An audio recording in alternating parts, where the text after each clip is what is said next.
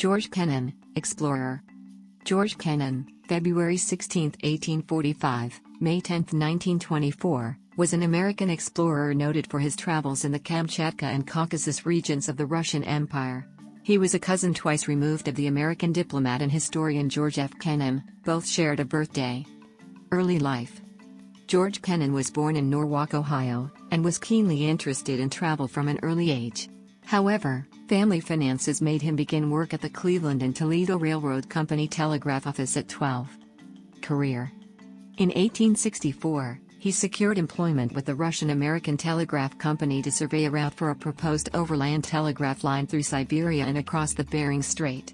Having spent 2 years in the wilds of Kamchatka, he returned to Ohio via St. Petersburg and soon became well known by his lectures, articles, and a book about his travels.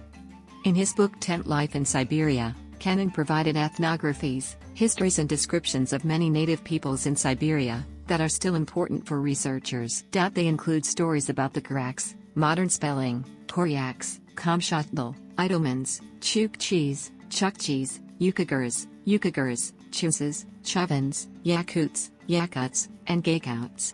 During 1870, he returned to St. Petersburg and traveled to Dagestan, in the northern Caucasus region, which had been annexed by the Russian Empire only 10 years previously. There, he became the first American to explore its highlands, a remote Muslim region of herders, silversmiths, carpet weavers and other craftsmen.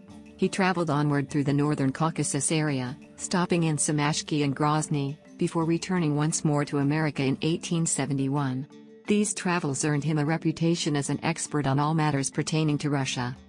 Kennan subsequently, 1878, obtained a position with the Associated Press based in Washington, D.C., and as a war correspondent traveled throughout his career to many conflict areas of the world. He also contributed articles to magazines, such as Century Magazine, Atlantic Monthly, McClure's Magazine, A Muckraker Magazine, and The Outlook. In May 1885, Kennan began another voyage in Russia, this time across Siberia from Europe. He had been very publicly positive about the Tsarist Russian government and its policies, and his journey was approved by the Russian government. However, in the course of his meetings with exiled dissidents during his travel, notably Nikolai Mikhailovich Yadrintsov, 1842–1894, Kennan changed his mind about the Russian imperial system. He had been particularly impressed by Catherine Breshkovsky, the populist little grandmother of the Russian Revolution. She had bidden him farewell in the small Transbaikal village to which she was confined by saying, "We may die in exile and our grandchildren may die in exile, but something will come of it at last." He also met a teenage Leonid Krasin during this journey. On his return to the United States in August 1886, he became an ardent critic of the Russian autocracy and began to espouse the cause of Russian democracy. Kennan devoted much of the next 20 years to promoting the cause of the Russian Revolution, mainly by lecturing. Kennan was one of the most prolific lecturers of the late 19th century. He spoke before 1 million or so people during the 1890s, including 200 consecutive evening appearances during 1890–91 excepting Sundays, before crowds of as many as 2,000 people. His reports on conditions in Siberia were published serially by Century Magazine, and in 1891, he published a 2-volume book Siberia and the Exile System.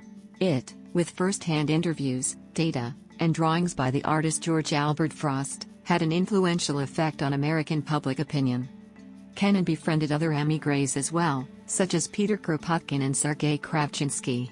He became the best-known member of the Society of Friends of Russian Freedom, whose membership included Mark Twain and Julia Ward-Howe, and also helped found Free Russia, the first English-language journal to oppose Tsarist Russia.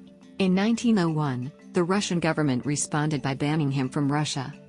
Kennan was not completely consumed by Russian matters. As a reporter and war correspondent, he also covered American politics, the Spanish–American War, the assassination of President William McKinley, and the Russo-Japanese War, as well as World War I and the Russian Revolution. He also published a book, E. H. Harriman's Far Eastern Plans, 1917, The Country Life Press, about Harriman's efforts to secure a lease to the South Manchuria Railway from Japan, as well as the Chicago and Alton case, A Misunderstood Transaction, 1916, The Country Life Press, defending Harriman's purchase of the Chicago and Alton Railroad from politically motivated criticism by the ICC and Teddy Roosevelt. Kennan was vehemently against the October Revolution because he felt the Bolsheviks lacked the knowledge, experience, or education to deal successfully with the tremendous problems that have come up for solutions since the overthrow of the Tsar. President Woodrow Wilson read and weighed Kennan's report in 1918 criticizing the Bolsheviks, but Kennan eventually criticized Wilson's administration for being too timid in intervening against Bolshevism. Kennan's last criticism of Bolshevism was written in the Medina Tribune, a small-town newspaper, in July 1923. The Russian leopard has not changed its spots.